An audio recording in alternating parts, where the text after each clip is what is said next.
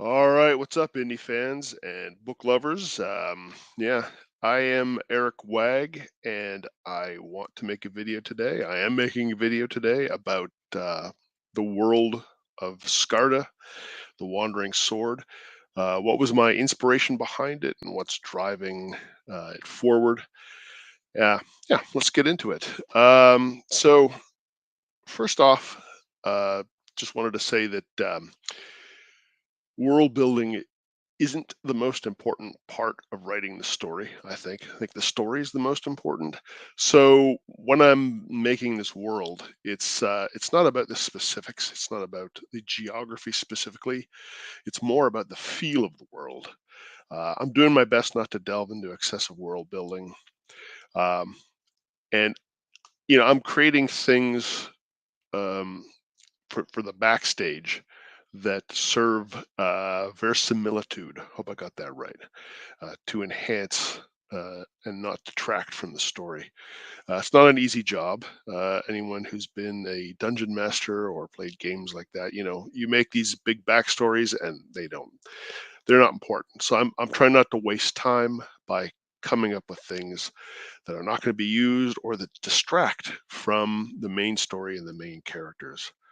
Um, that being said, as lore builds up, I'm aiming to stay true, to the lore. I don't want to change it just without reason or without good explanation.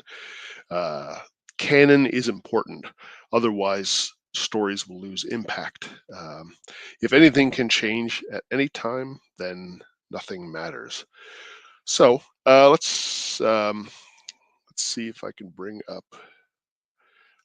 I'm still playing with StreamYard, so let's see if this works. Oh, a banner. Very nice. Okay. World building. Oh, yeah. I just spoke about that. Next, geography. As I said, geography is really more of a backdrop. Um, in the first novel, Citadel of Seven Swords, maps aren't that important because all the action takes place on an island. No spoilers here, by the way. You read the book, please. Geography is secondary, but the shape of the world is roughed out here and there. I make it clear that Skarda is from the north. His buddy Beljetti is from a faraway land, a steppe in the east. Bizar Daemon is a large, corrupt city. Um, yeah, so some things are roughed out. In the second novel, they do travel around more and they do touch more on different locations. So I am making a map, but I may or may not include it in the book. I don't think it's very important to the story, but I might include it. I've always loved maps, but it's just not a big part of the story. We'll see if I can include a nicely drawn map. I might do it, but I don't know if I have time at this point to get it done. If I do include a map, what I'm going to do is have it be an in-story artifact. There is no omniscient view. I'll get to that a little bit when I talk about magic. But yeah, there is no omniscient view.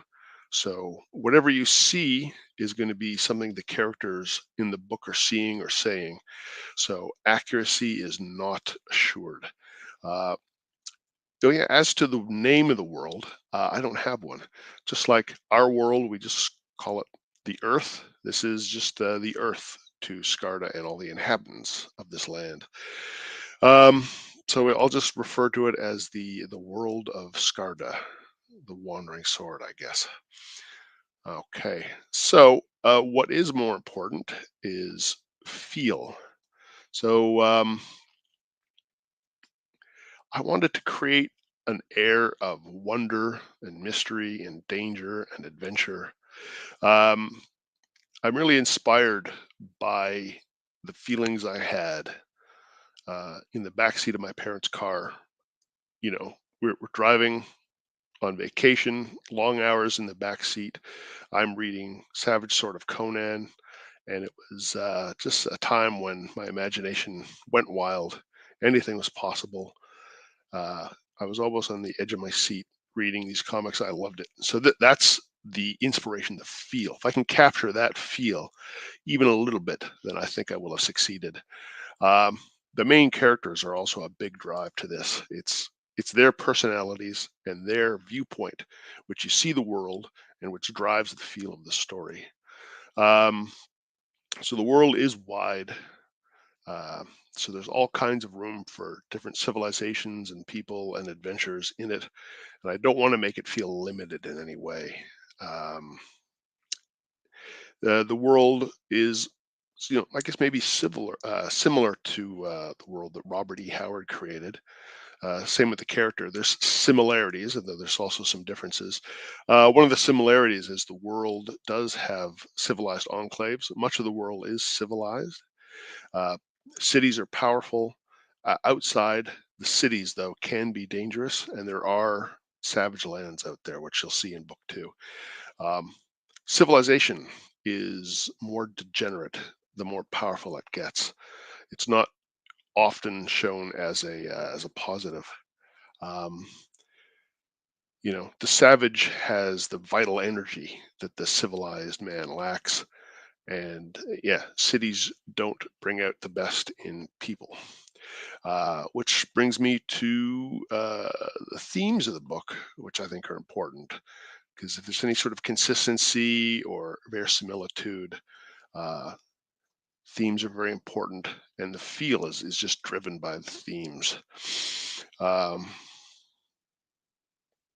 so it's for anyone that's read my book or has seen me on Twitter or watched any of my videos, it's pretty obvious that I'm tired of the modern audiences shtick that Hollywood is doing. Very boring. Um, you know, it's yeah, it's not for me. So not for modern audiences. Um, I'm looking to write about uh, the virtues of traditional storytelling. So bravery, justice, strength, family and folk, friendship, things like this. Of course, with Skarda's tales, the themes are on focus on vitality, freedom, and the tension of responsibility and freedom. Um, you know, Other books may have other focuses, but those will be the main focuses. My Sword and 70s series uh, that obviously has slightly more modern themes, but not modern audiences type themes. And I am planning an epic high fantasy series. That's just, I'm taking baby steps right now. That will have a different feel and a different focus, but it's going to be nightly epic, um, duty, responsibility, justice. Again, um, don't want heroes with too many flaws.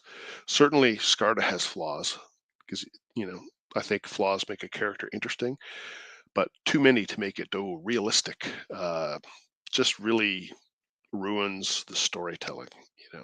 I'm not trying to create realism. I'm trying to create a great story, a mythic feeling story, and that just gets in the way. There has to be an overall sense of good and evil. Good and evil are clear. Good guy fight bad guy. Um, I don't want to include ever any sort of the villain was right all along cop outs. Um, yeah, and no cheap flavor of the day subversions. So that's what I'm looking to do. Those are the themes behind my work. But with Skarda specifically, freedom, uh, strength, vitality, and responsibility. Okay, so now more to a world building thing, uh, which is magic. Everyone loves to talk about magic. I got a lot of inspiration for thinking about magic and how magic will happen in my world from watching Brandon Sanderson's online videos. I've spoken about them before, I believe. Check them out. If you're a writer, especially check them out. They're well worth the watch. Help me get through a few sticking points with my writing. Um, Now, I'm not gonna say I don't like Brandon Sanderson's writing, but his hard magic feel just doesn't work with me. So I probably have to reread his stuff. I haven't read much. I've read like half of one book, honestly. It just didn't work out for me. But I'll give it another chance at some point. Again, the hard magic really killed it. So I have a soft magic system. Nothing's ever completely explained, and nothing has to happen the same way twice. Uh, yeah, magic uh, is not going to be made clear through some sort of omniscient narrator. One of the things that Brandon Sanderson did in Mistborn that I didn't like was he had an instructor character tell the sort of young initiate, well, here's what this does, and here's what that does, and here's how this works. And it gives it a technological feel, in my opinion. Maybe other people have different opinions on this, but yeah, I didn't like it. So magic is very mysterious, and yeah, truth and accuracy is not guaranteed when a character speaks about it, because that will be their viewpoint. They'll be talking, possibly truthfully about what they feel about magic. Um, yeah, gods and spirits are real. Magic is rare. Magic is dangerous. Spells are never completely reliable. Um, Spirits and gods might be called upon because of this dangerous nature to help guide the magic. Most magic that characters, and mostly not the main characters, will be using is fairly weak. Strong magic, the stronger the magic, the more dangerous. It can easily kill an uncaring or foolish, excuse me, person. Uh, One of the problems I had in creating a magic sword for Skarde was I don't want to give him all these powers. Um, so I didn't want him to be able to just use magic to get out of problems. So you'll find out what the sword does more in book two. If you've read book one, you sort of get a hint at what it's all about, but book two will make it a lot clearer. It's going to be dangerous. It's going to be powerful in its own way, but it's not going to be a get out of jail free card. There is always a cost to using magic, even if it's just it being dangerous and chancy. Yeah. Uh, okay. So yeah, I think I've covered most of it right now. Um, yeah, I'm looking to put out my second book, which is uh, Weird of the Skull Totem. I was hoping to get it out on November 1st, but that was an unreasonable expectation. Um, Unfortunately, my artist has had an accident, but uh, he should be okay and healing up. Good luck, Christoph. Thinking about you.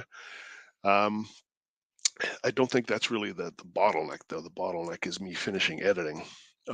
So, hoping to get that out by still this year, December. I was hoping December 15th. That might be too late for Christmas. I don't know. I might try for December 10th. It's getting a bit crunchy, uh, but we'll see. I don't want to rush it if the story will suffer.